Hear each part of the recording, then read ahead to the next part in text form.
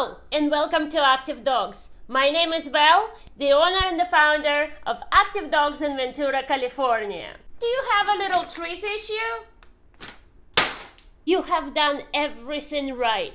You went to puppy training course, maybe you hired a dog trainer, and your dog, well, knows all the commands, but it only listens to you if you have a treat in your hand. Well, you also have a problem in your hand. A lot of people, more than you think, are struggling with that issue. Well, how do you train the dog then?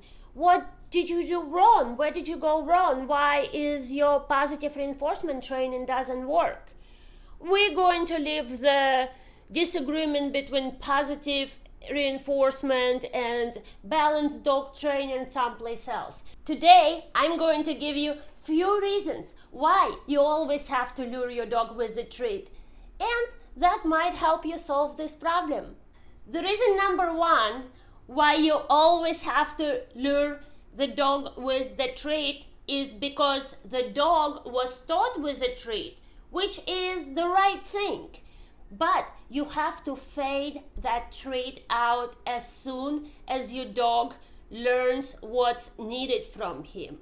Well, how do you do it? When you are training a dog, you have a treat in your hand and you lure a dog into position, and then the dog sits, you say yes, and you give the dog a treat, or say good boy and give a dog a treat.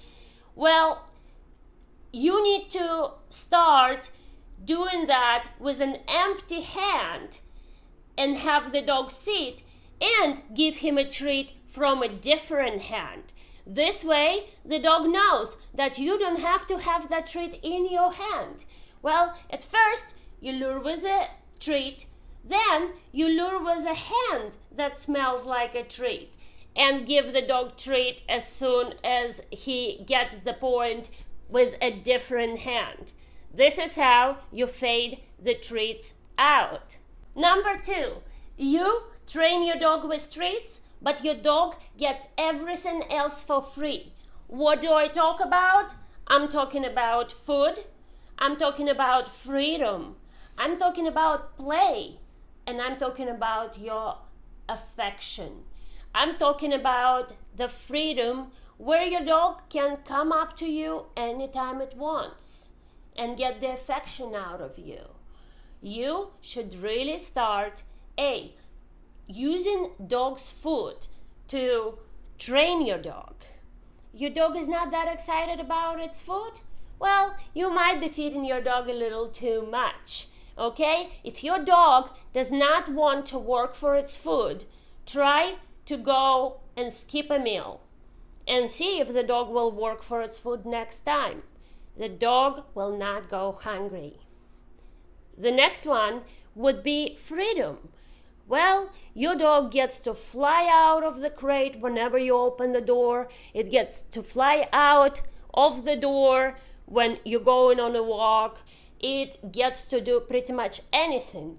Your dog grabs a toy and insists that you play with your dog, and you happily start tossing that ball. Instead of doing that, make your dog do the commands. Once the dog knows the commands, he needs to be able to do those commands for other things, not just food. Okay? Now we're gonna go to the next one. Number three would be, well, you're feeding your dog from the table while you're eating, or you're feeding your dog from the counter.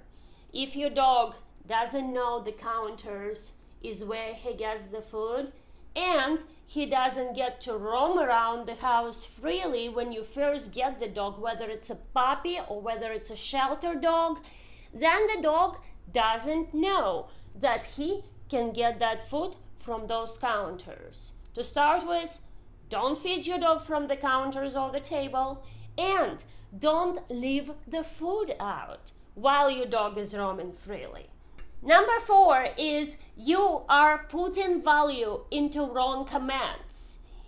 Pardon me if you think I'm wrong, but your dog does not need to know how to shake. Hear me out. Think about it.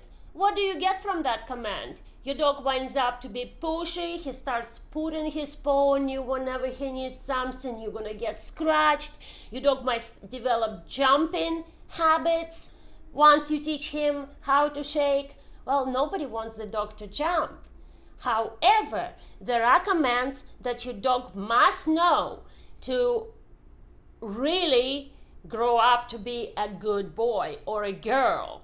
And those commands would be stay, wait, or leave it. Those commands are responsible for impulse control. If you do not install impulse control in your dog, which takes time, your life is going to be a lot harder. Number 5. Number 5 would be you let your dog make decisions. When you have visitors, your dog has a free roam to come and jump on your guests. When you go out on a walk, your dog just puts his nose down and starts sniffing everything.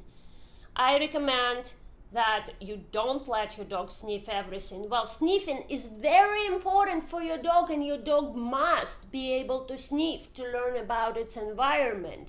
However, it should be up to you when you allow your dog sniff.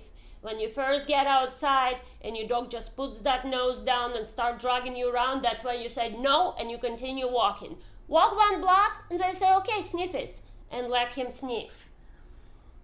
Your dog should not be making decisions. Just like I said, when your dog decides he wants to play with you and brings you that ball and you start tossing that ball, no, this should be on your terms. When your dog decides that it is time that he gets affection, you send him away.